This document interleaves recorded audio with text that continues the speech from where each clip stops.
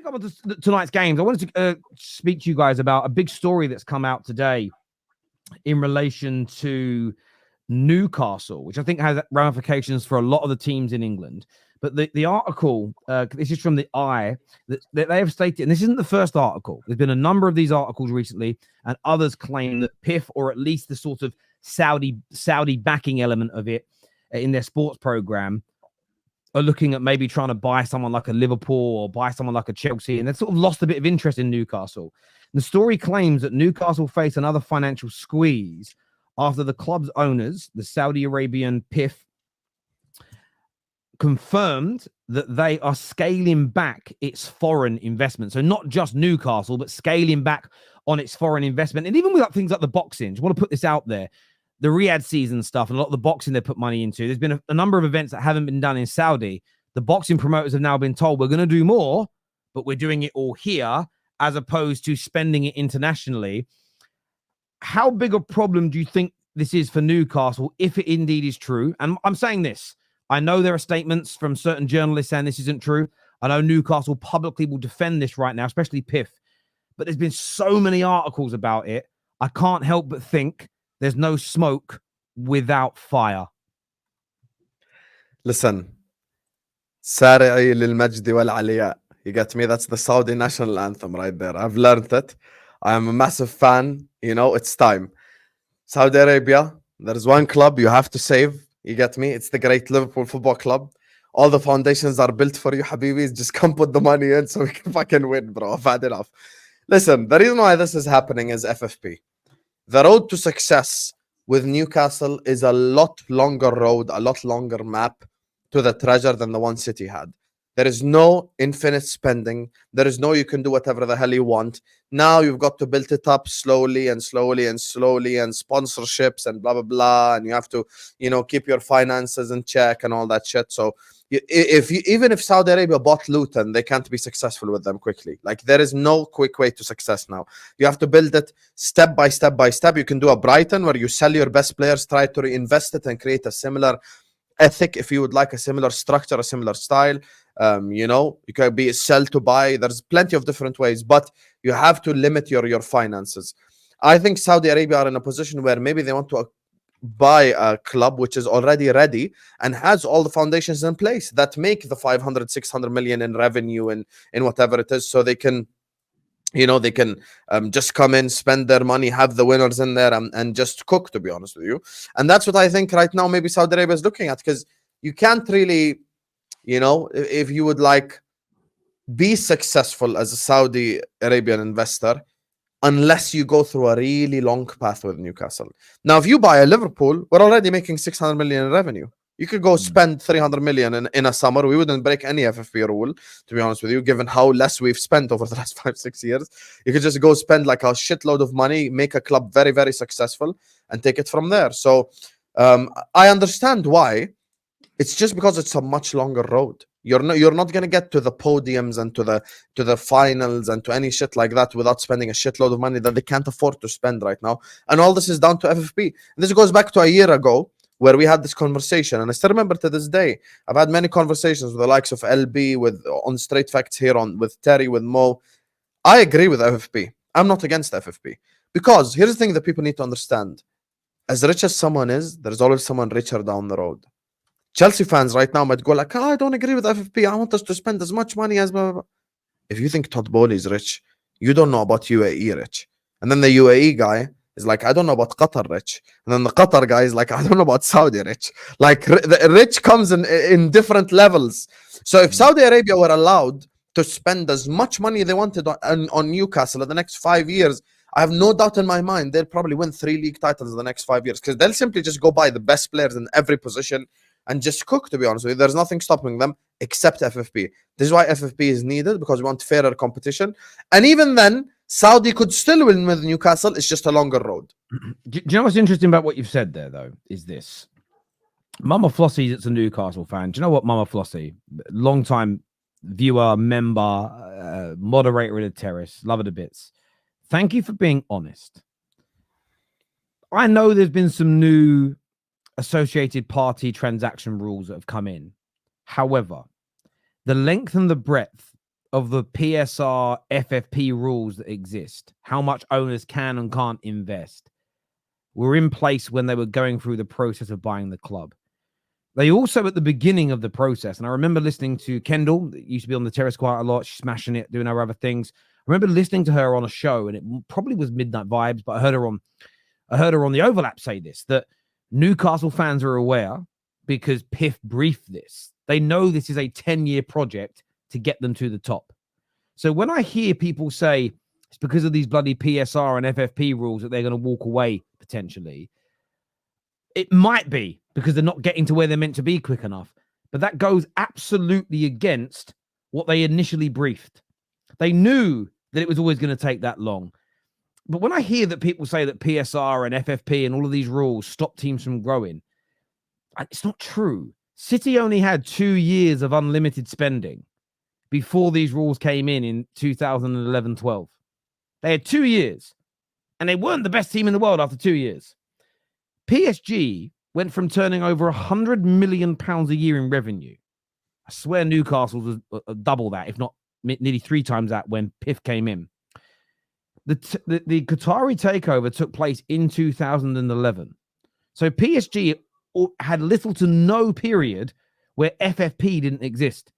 Yet, in that time period, they have gone from £100 million a year turnover to the third biggest club in the world in terms of revenue of 800 million. It just takes years. It just takes time. Of course, PSG were playing football in a league where, because of their owners, they then did have the financial monopoly. But compared to the rest of Europe, it's taken them the best part of a decade and a half to get to a point where they genuinely are one of the wealthiest clubs in terms of income. So I understand that PSR frustrates Newcastle fans because they want to go and spend it big now. But that was never the briefing in the beginning. And we should never ignore what was said in the beginning, that this was meant to be a 10-year project. And I think 3 or so years into a 10-year project, I think they're in a really good space. I do think they're in a really good space.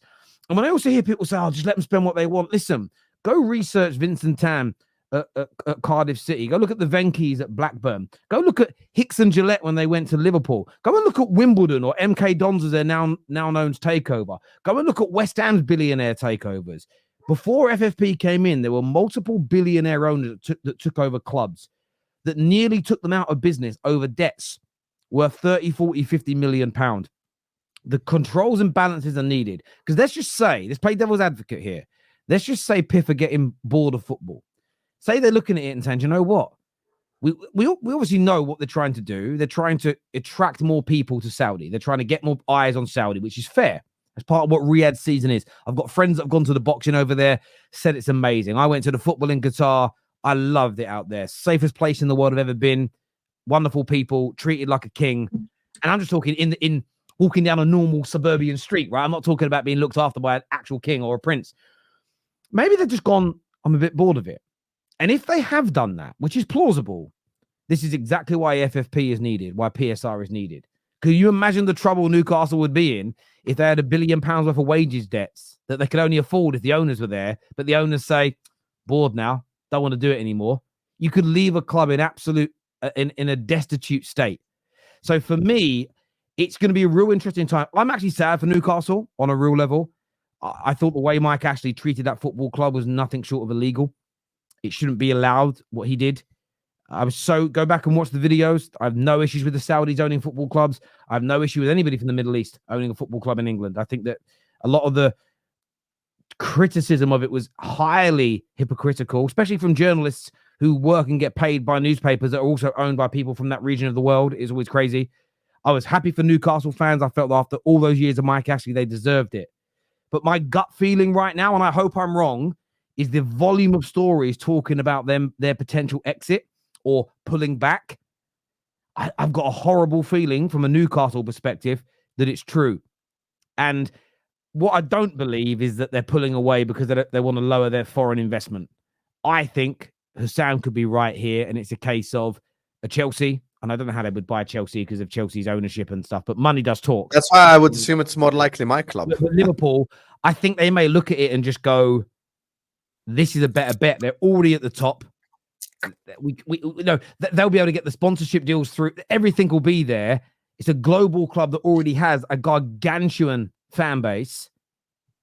I just think there's some truth. I just think there's some truth in it personally. They found it harder. Okay, so my take on this is that the Saudi owners found it harder than what they thought it is. Now they're sitting 11th on the table. They made top 4 in the beginning.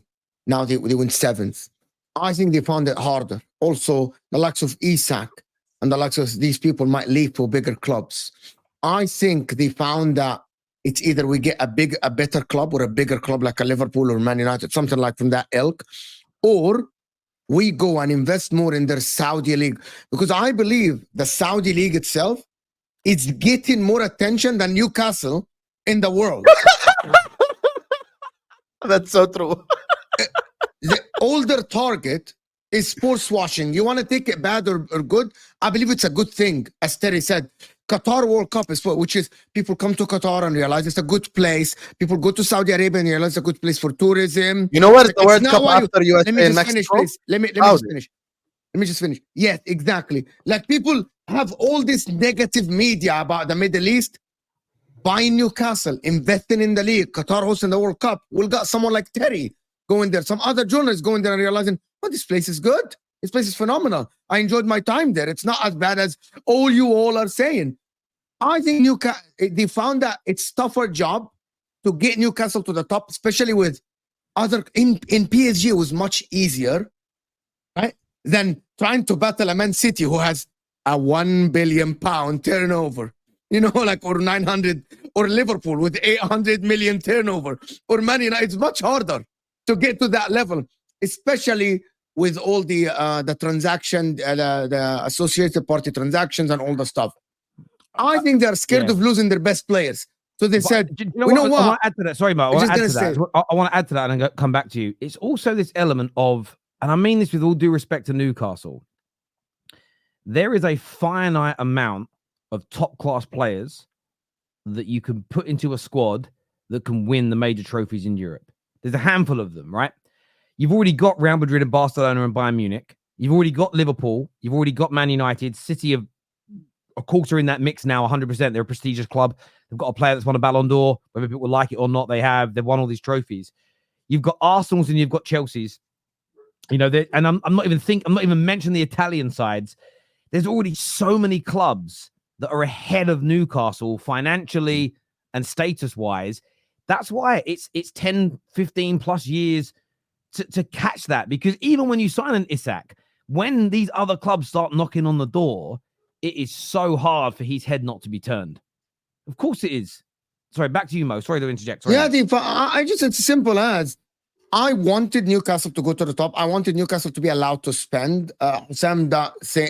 Things that the Newcastle owners wanted to spend as much as they can, and we don't know. I have no idea what they wanted to do. Oh, you already know they want to spend. You already know. Come on. I know, but they were denied the spending as much, and rightfully so, because of the reason that Terry said. What if they spend that much money and then they're like, you know what?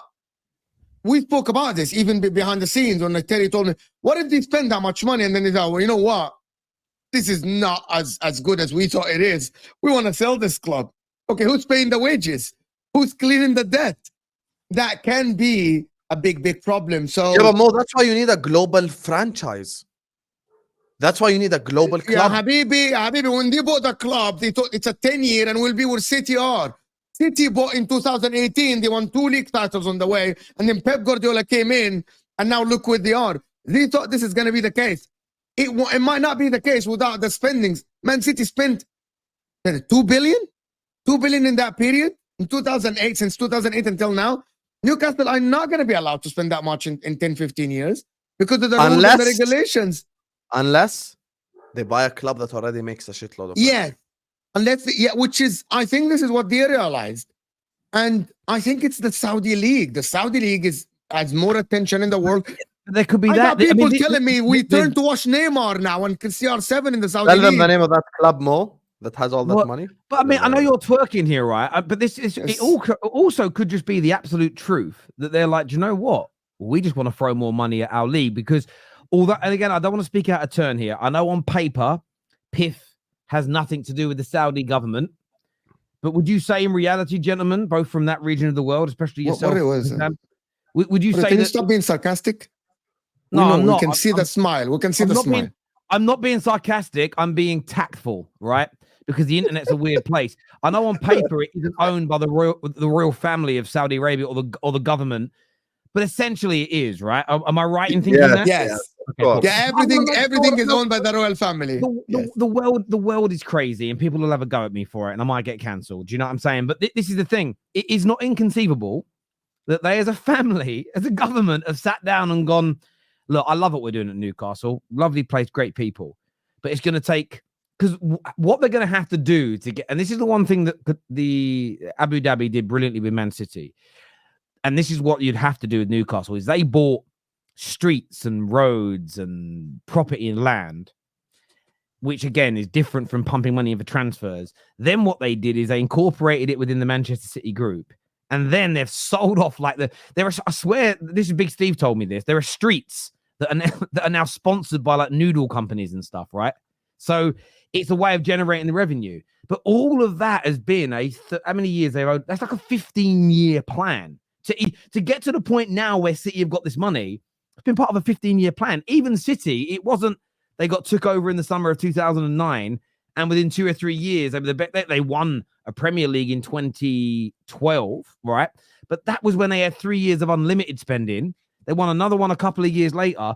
It wasn't until like 7 or 8 years of building, growing revenues, and then bringing in Pep. And by the way, I just want to throw this out there. There is still the potential that wasn't done within the rules. There's a case on that, right? So even them as an example, of course it was going to take a long time. So yeah, look, I just feel that I do feel for Newcastle. I'm not even trying to be horrible or nasty. I hope it isn't true for their sake. I genuinely mean that. I hope it's true. Of course you hope it's true. As a man,